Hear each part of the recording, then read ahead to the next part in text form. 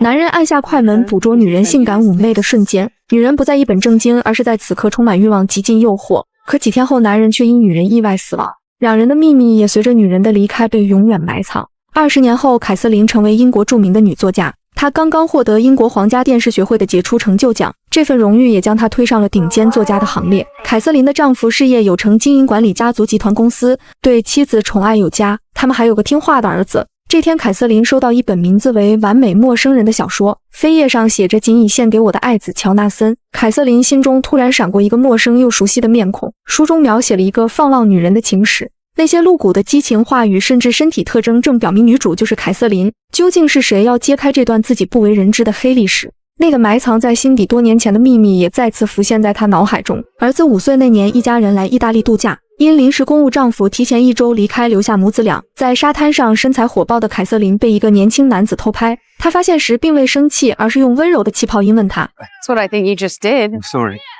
You were just a silhouette against the ocean. Silhouette. There was a rim of sun around you.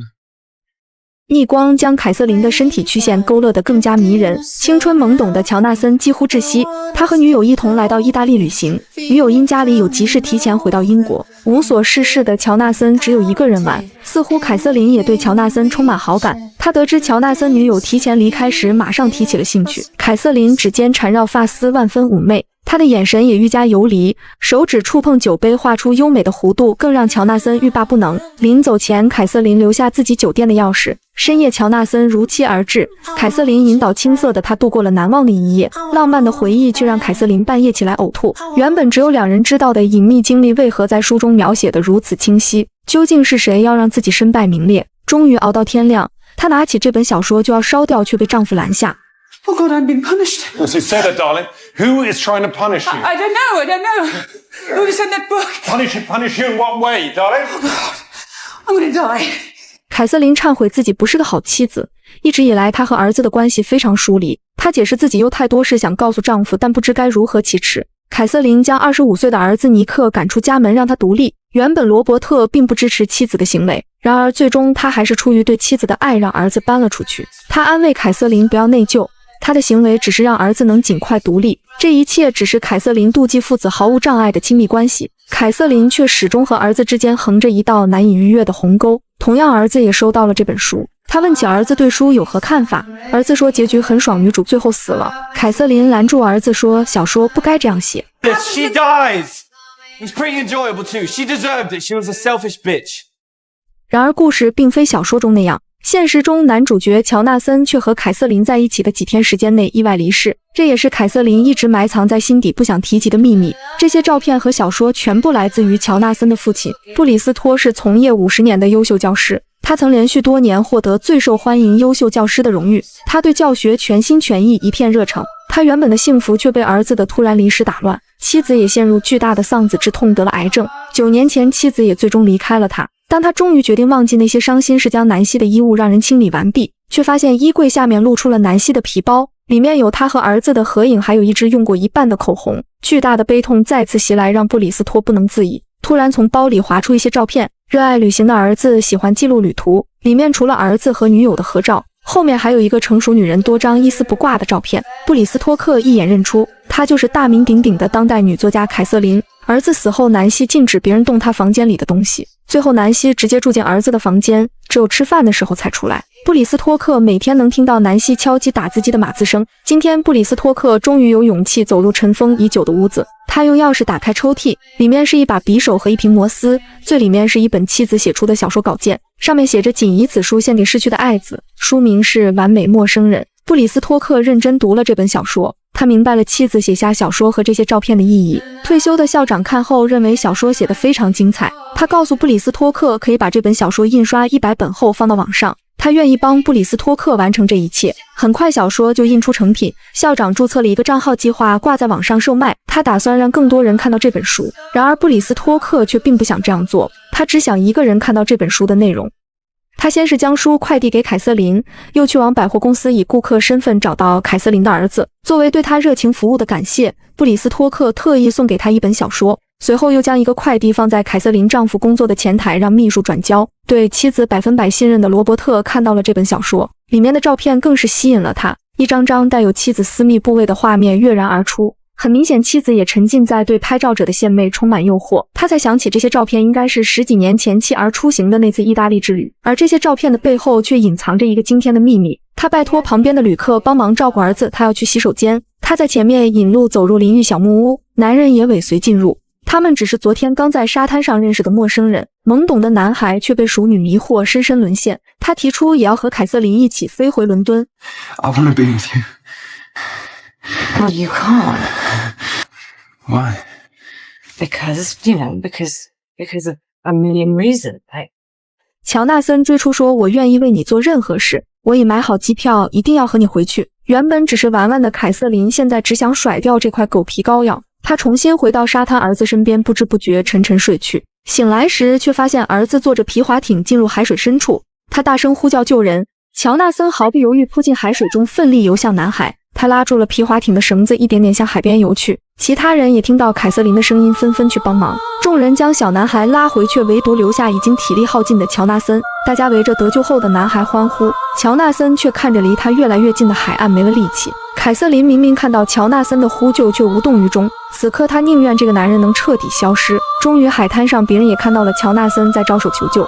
然而当救生员将他拉回沙滩抢救时，乔纳森终因落水时间太长再也没有醒来。凯瑟琳并不想深陷其中，而是带着儿子悄悄离开了海滩。两人的秘密也随着乔纳森的死被永远埋藏。深爱妻子的罗伯特一时无法接受，他拒接凯瑟琳的电话，驱车来到儿子家中想要求证。当他看到被凯瑟琳以独立为由赶出原本富足家庭的儿子杂乱不堪的房间，甚至他穿着露出脚趾的袜子时，罗伯特更是充满内疚。他邀请儿子去餐馆聊聊。尼克说起他还有1个月实习期，之后可以转正，待遇也会好一些。最近他认识了一个女孩，想和对方去度假。罗伯特趁机问道，你是否记得5岁时和你母亲去意大利的那次旅行？他对自己提前离开深感内疚。罗伯特问是否你妈妈和她的朋友见过面，尼克却因当时年纪太小说什么都记不清楚了。另一边，凯瑟琳做好晚餐打电话发信息，却一直等不到丈夫，直到深夜她才看到丈夫拿出的那些照片。凯瑟琳甚至不敢直视，她解释，我早该告诉你。罗伯特大脑一片空白。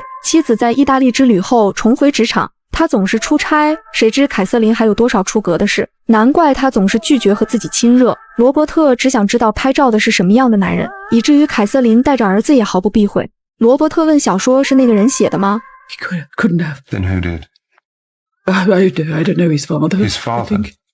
Yes, Oh dear It was Lord, his he was a father. fucking kid, wasn't he? How old was he? he's dead. He died. 罗伯特无法接受对方并非事业有成的男人，而是一个青葱少年。他不顾凯瑟琳的阻拦，冲出了家门。他的心被捅成沙漏，信任是破了的渔网。他无法将照片的女人和妻子视为同一个人。冲着妻子的来电，他更是怒火中烧。多年前，警察来找夫妻俩，告诉他们乔纳森在意大利发生意外。布里斯托克和南希绝不相信儿子会遭遇厄运。当他们飞去意大利，看到儿子冰冷的尸体时，痛苦无法言喻。医生说，或许是因为他在水里待的时间不长，身体并未浮肿。他的右胳膊上有明显的十字形伤痕，医生解释可能是意外发生时受了伤。之前生龙活虎的儿子，现在却如同一个冰雕。两人终于无法忍受丧子之痛，失声痛哭。夫妻俩来到出事的海边，当南希提出想和被救人的母亲谈谈时，警察却告诉他凯瑟琳已经离开意大利回到英国。南希要求得到对方的联系方式，随后他奔向大海，想找到儿子逝去的原因。然而迎接他们的却只是冰冷海浪的无情拍打。回家后，南希依然无法走出丧子之痛。不久，他抑郁成疾，身患癌症。当他找到凯瑟琳，想问清当时的真相时，凯瑟琳却并不领情，以为南希要讹诈他。You sleep How can you live with yourself? I'm so sorry about your illness, but there's nothing I can do to help you. He saved your son. I wish he hadn't. Don't you find it exhausting pretending to be someone you're not? Yes, that's it. 不久，南希也离世，只留下了孤单的丈夫。丈夫收拾遗物时，发现了妻子写下的小说和儿子拍的那些凯瑟琳的照片。他发表了小说，分别给了凯瑟琳和罗伯特，还有他们的儿子。凯瑟琳也调查到了乔纳森的父亲布里斯托克的资料。他知道一切都是布里斯托克所为，他必须尽快解决掉这个危险人物，否则一定会撕裂出更多的秘密。布里斯托克要继续将事态扩大。他要一点点折磨凯瑟琳。他提出让校长帮他在脸书上新建一个账号，发布一些内容。现在凯瑟琳被丈夫赶出了家门，布里斯托克又去找凯瑟琳的同事，他说自己将凯瑟琳出轨的事写成小说。凯瑟琳威胁他不能在出版社发表，他要推翻凯瑟琳所有翻身机会。同事人手一份看过了这本小说，他们对凯瑟琳产生强烈的质疑。凯瑟琳认为这是私事，而怒火中烧。 So you're covering up. I'm sure it'd be better if you just came clean. Get your hands off me! Oh, shit.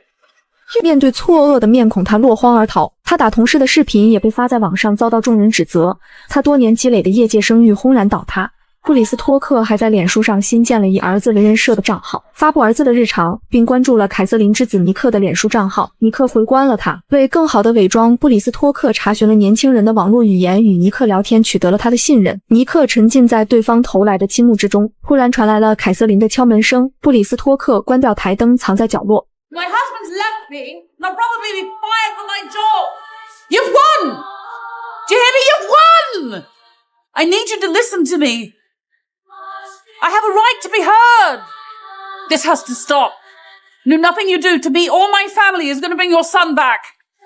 凯瑟琳事业婚姻已经毁掉，她猜想下个受害者就是自己的儿子。布里斯托克要用阴暗击毁尼克原本脆弱的心。他问：“你记得那本小说吗？”乔纳森就起了溺水的小男孩。尼克回答：“那个荡妇正在睡觉，才忽略了儿子。我恨死了那个荡妇。”突然，尼克收到了母亲和儿时的他在沙滩的照片。对方说：“其实你就是他就起的那个男孩。”随后，他还发来很多凯瑟琳暴露的照片。没有哪个孩子愿意看到母亲这样的形象。尼克跑下楼去翻看小说，果然如布里斯托克所言，对应的那几页描写的正是照片的动作。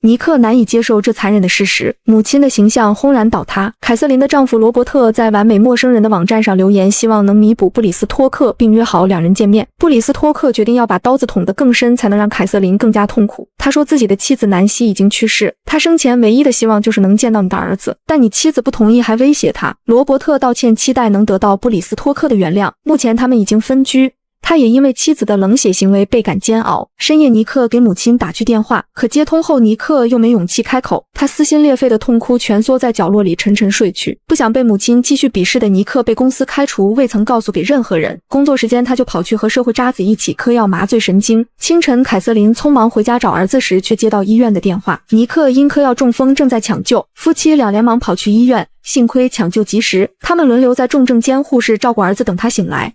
布里斯托克删除了他注册的脸书账号，清除这些痕迹。这时，罗伯特打来电话说尼克正在阿克顿医院。这个消息简直就是将羊送入虎口。布里斯托克将洗洁精和排水口清洁剂吸入针管中，在傍晚走入了医院。碰巧凯瑟琳刚从病房出来透口气，并未碰到他。突然，他收到同事的消息说，现在出版社的人都知道你的事，但一切都已经过去。你很清楚，尼克醒来，这些秘密便无处遁形。护士被罗伯特交代，以为他是尼克的爷爷，将他带入重症监护室。看到满身插满管子的尼克，布里斯托克依然觉得不解气。他决定一命还一命，让凯瑟琳和罗伯特感受他和妻子经历过的所有痛苦。这时，凯瑟琳正好赶回了病房。他狠狠推开了布里斯托克，护士赶来拉开了凯瑟琳，并帮布里斯托克包扎伤口。临走时，他还开了一些安眠药。布里斯托克一直好奇妻子改写了儿子女友回伦敦的原因，是因为姨母出事。期间，女友的母亲还打电话训斥他们一顿。当南希把儿子离世的消息告诉对方时，女友母亲却很平淡地说节哀顺变，之后再也没有联系过他们。布里斯托克猜想一定是路途中发生了什么事，才让他提前回来，只留下儿子一个人在意大利。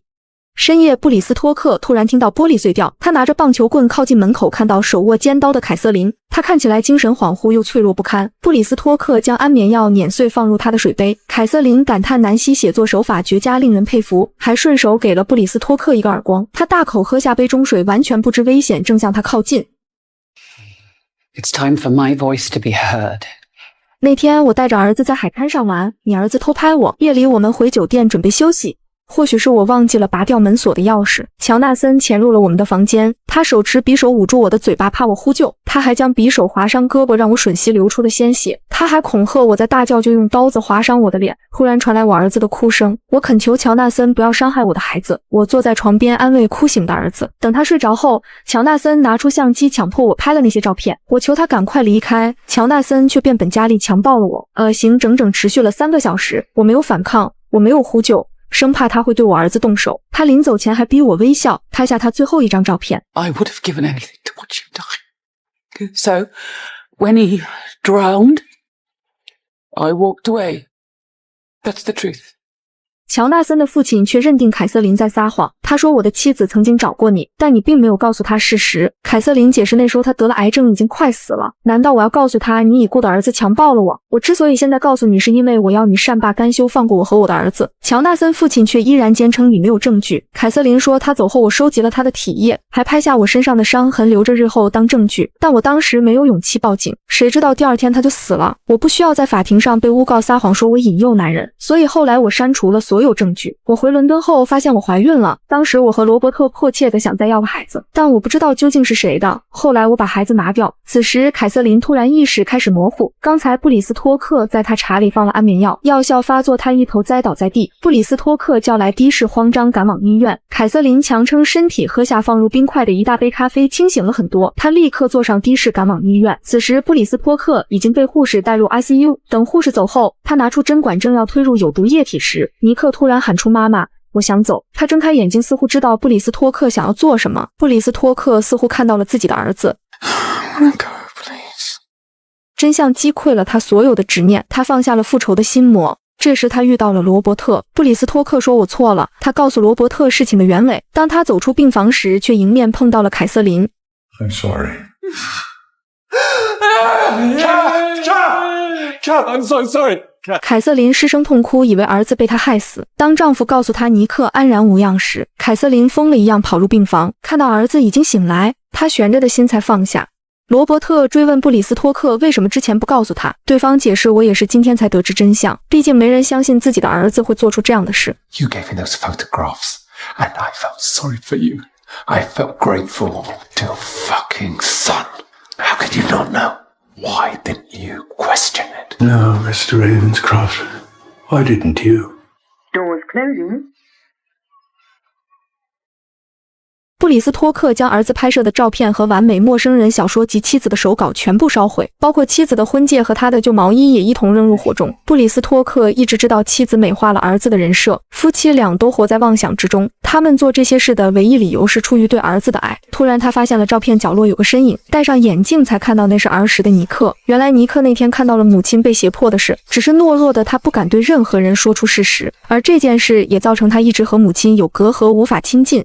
罗伯特也和凯瑟琳道歉，不知他所经历的痛苦。凯瑟琳解释不想让丈夫和儿子牵扯进来，所以一直未曾和他提过。最终两人和平离婚。尼克给凯瑟琳机会，完全接纳了他的爱，这也让凯瑟琳走出阴霾，母子二人的关系终于修复。2024年英国电影免责声明剧中，电影改编自雷尼奈特的同名小说。著名作家在收到一位不知名作者的小说后，他惊恐地发现自己就是书中的主角。一开始作死女主自私冷酷的性格，最后竟然反转，女主才是真正的受害者。漂亮富有的人妻，职场成功女性的上位，经常被冠以蛇蝎女的奇特投射。她们异常美丽，黑洞般吸引奋不顾身的男人，女人鄙视又同时嫉妒她们，男人害怕被她们吞噬，又希望一辈子能遇上她们一次。而这次恰好完全不是。女主被强暴后及时留下物证，犀利地指出丈夫的心理。相比我从别人那儿获得欢愉，我被侵犯反而更容易接受。甚至她还试图保护另外一个母亲，告诉濒死的她儿子是强奸犯的事实。虽然南希写了小说，但她并没有给任何人看过。或许她只是将死之时给自己做了一次心灵疗愈。然而丈夫却将亡妻留下的小说印刷复仇，他想要在垂暮之年为妻儿做点事情。乔纳森既是罪犯又是英雄，这两个身份并不矛盾，他们都是从自私出发，自我证明男性的生命力。如果说凯瑟琳代表新一代女性，她比南希更加成熟、清醒和镇定，而他们的丈夫也不过是载有灵魂的空皮囊。专注大女主爱情及传记类题材电影，关注我，好片不迷路，带你解读不一样的爱。